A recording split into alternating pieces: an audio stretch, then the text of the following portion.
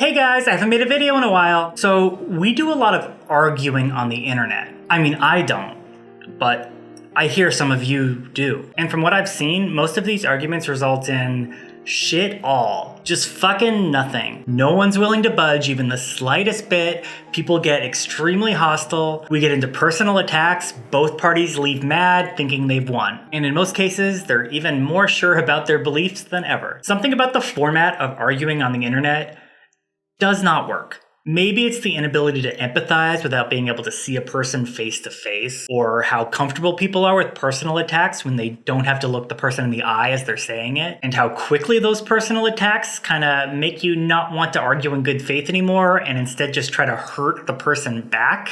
I know for me, it's much easier for me to react calmly to an argument in person. Something about like an anonymous profile online makes me go wild with like assumptions of what that person could be. Like, who are they? What if they're intelligent and accomplished? Okay, that's a stretch. But in person, this doesn't happen because you know who's talking to you.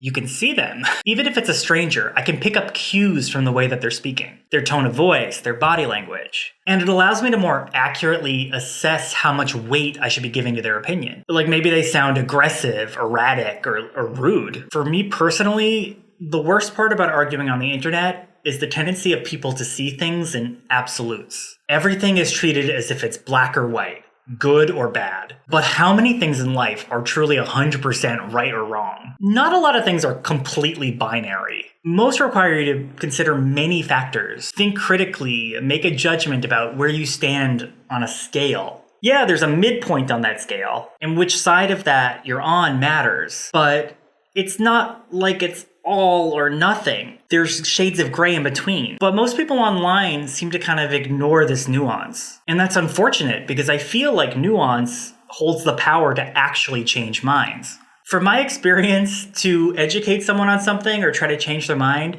you don't just immediately start shouting your most radical beliefs at them. What's more effective is to kind of meet them where they are and then slowly guide them over. You need to create like a bridge between two opposing beliefs. So let's take an extremely controversial example, abortion.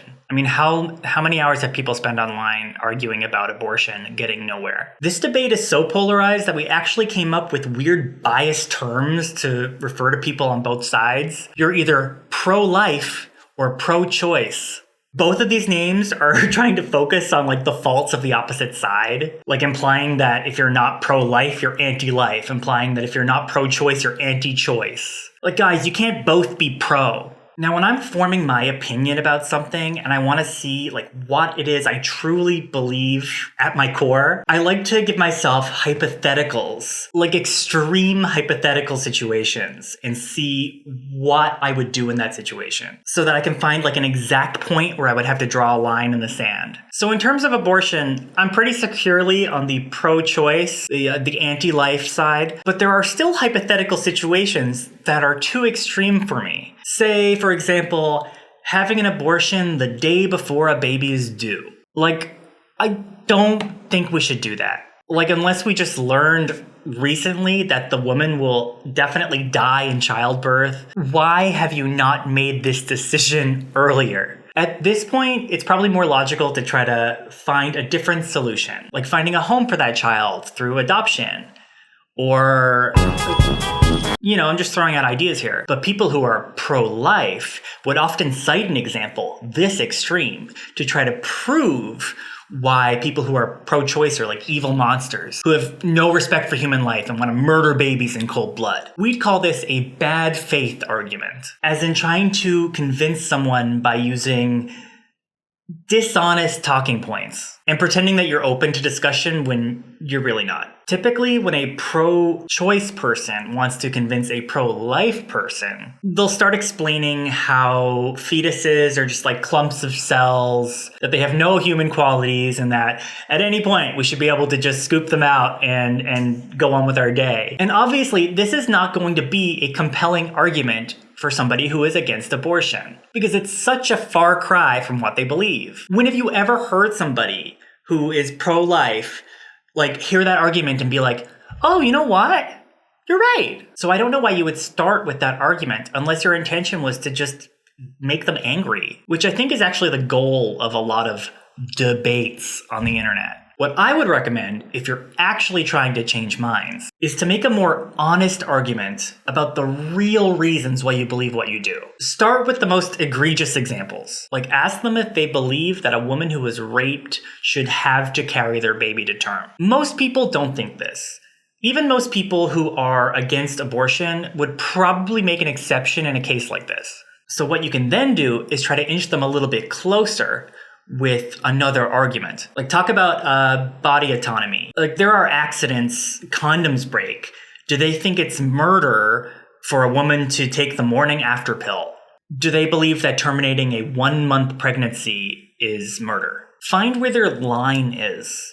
Everybody has a line. If someone claims they're against abortion in every possible case, you know they don't really believe that. They're just being fucking defensive. Or they're so insecure in their argument that they can't let any case slip through. I feel like people often don't want to admit nuance because they think that nuanced takes actually weaken their argument. So they'll retreat back to like 100% right or wrong.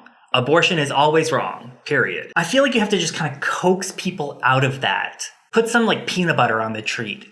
Sorry, I just got a dog. So I recently got into an online argument with a black Twitch streamer. I started following them a couple months ago when I saw a post they made about cancel culture that I actually kind of agreed with. So I followed them, but I didn't really notice anything else from them on my timeline for a few months until some questionable takes started popping up. This led me to their YouTube, where I found some videos titled like, "Why I Left the Democratic Party" and "Why I Don't Support Black Lives Matter." I'm like, wait, let me watch that cancel culture video again really quick. They basically made a tweet saying that black creators online are not at any disadvantage to white creators. And she used herself as an example because she's been doing very well for herself on YouTube. So I responded saying that the reason she might be doing well on YouTube could be because she is a right-wing black person, and people on the right are often seeking out minorities who agree with them because it makes them feel like their beliefs can't be racist. People on the right love it when a minority validates their beliefs because it makes them feel as if their beliefs can't be rooted in oppression. So like gay conservative Milo Yiannopoulos, black conservative Candace Owens, and trans conservative Vanessa. Minorities who speak out against the majority of the group they belong to. And they've gained massive followings for this. But their followings are kind of a symptom of confirmation bias. Conservatives on YouTube are actively looking for people like this to confirm what they already believe. And minorities who confirm their beliefs get extra attention because they're way more valuable to them. Ooh, look, this black woman agrees with me. Who are you as a white man to disagree with this black woman and tell her what to think? Well, we know that most black people don't agree with her. Her opinion is an outlier. Like, I'm not going to stop supporting Black Lives Matter because one black woman said that she doesn't. Of course, every single member of a minority is not going to have the same beliefs as every other member of that minority. It's just that a significant majority of that minority believe the same thing. Of course, you can find a black person who doesn't think that black people are being overlooked on YouTube. That doesn't mean that their beliefs are correct or that they can't be rooted in some sort of bigotry. So when I was debating with this person, I realized that a lot of their beliefs come from not wanting to feel like a victim and kind of a criticism of victimhood culture on the left, which I think is fair. There is an issue with kind of acting like a victim too much on the left sometimes, in a very self-defeating way. She felt that all the doom and gloom about how hard it is for black creators to get the same attention as white creators, like demotivating to her.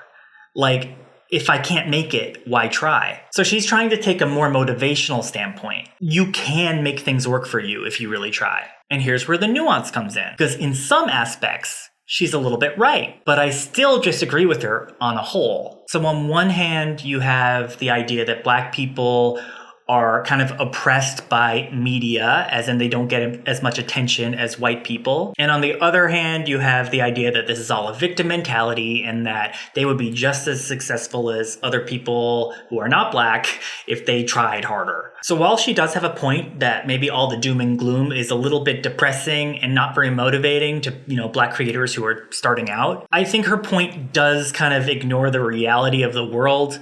Black creators do get less views in general than white creators. But the left may be very well pushing a narrative that is a little bit harmful by making Black creators feel hopeless. There is a little bit of a point in there. I think there's a middle ground here that would make more sense to take. Acknowledge the reality of the world that white people have an unfair advantage while also uplifting Black creators. Do both. These ideas are not mutually exclusive. You don't have to say that there's no oppression of Black people in order to say that, you can succeed on YouTube. And the idea that these ideas are mutually exclusive, I think it represents the larger problem with debating online. And that's something called tribalism. So tribalism is defined as the behavior and attitudes that stem from strong loyalty to one's own tribe or social group. For example, in America, thanks to the two-party system, we have Republicans and Democrats. And these tribes are pretty firmly divided. A lot of times online, people aren't even necessarily arguing with you. They're arguing with a set of beliefs they assume you hold based on the company you keep and the group you identify with. Sometimes they'll try to hold you personally accountable for every mistake that group has ever made.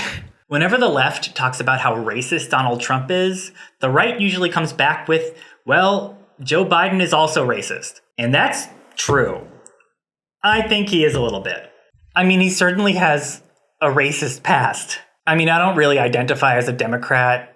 I'm a little more left than that, and I live in Canada anyway, and I vote NDP. But yeah, a rebuttal of, well, Biden is racist too is not a very good argument. It's certainly not a reason to support Donald Trump. One thing being bad as well doesn't make the other one better. But this is tribalism. This is what tribalism does. There's two options. Pick one. And for the love of God, I feel like everything becomes a tribe. Last March, I didn't think wearing a mask would turn into the political debate it is today.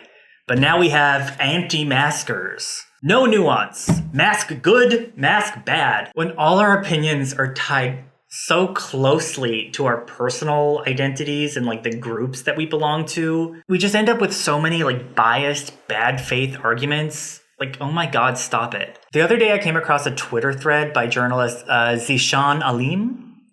I hope I got that right. And he talked about why it feels impossible to engage in good faith debate online. And he attributes this to something he calls disinterpretation. Misinterpretation is when somebody accidentally misunderstands.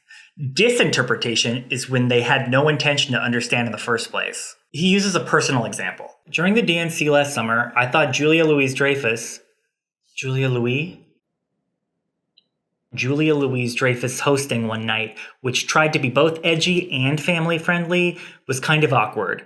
So I tweeted, let's be honest, this is the low point of Julia Louis-Dreyfus' career. Is it Louis or Louise? A Twitter user who often commented on my posts responded, you sound a lot like Christopher Hitchens.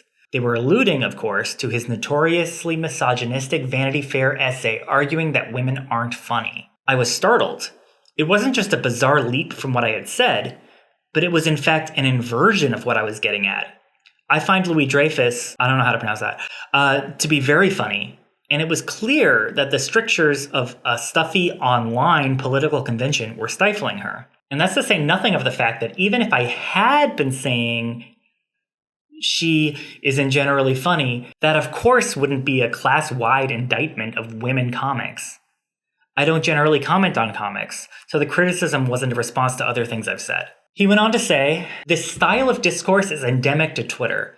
Commentators are constantly being characterized as believing things they don't believe, and entire intellectual positions are stigmatized based on vague associations with ideas that they don't have any substantive affiliation with. Often it happens because positions don't instantly appear to fit into classic left-right or liberal-left binaries. If I critique Robin DiAngelo's white fragility workshops, I'm told I oppose making the workplace diverse.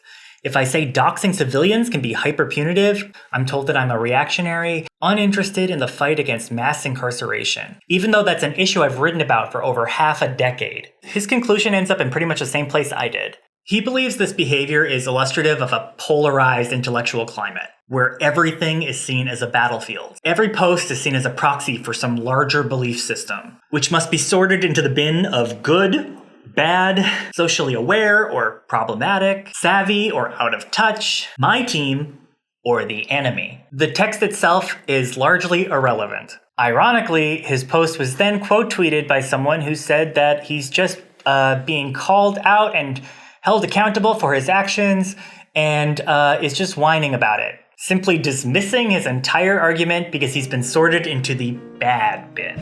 Could we have asked for a more perfect example? Guys, all I want to accomplish with this video is for you to keep this in mind the next time you're arguing with someone online. Make sure you're not subconsciously adding more to it than is there, or like assuming beliefs. If your initial inclination is to read a take in the most uncharitable way possible, take a step back and ask yourself if this is what was really meant by the writer. If this is going to get better, we need to recognize this not only in others, but also in ourselves. Thank you for listening.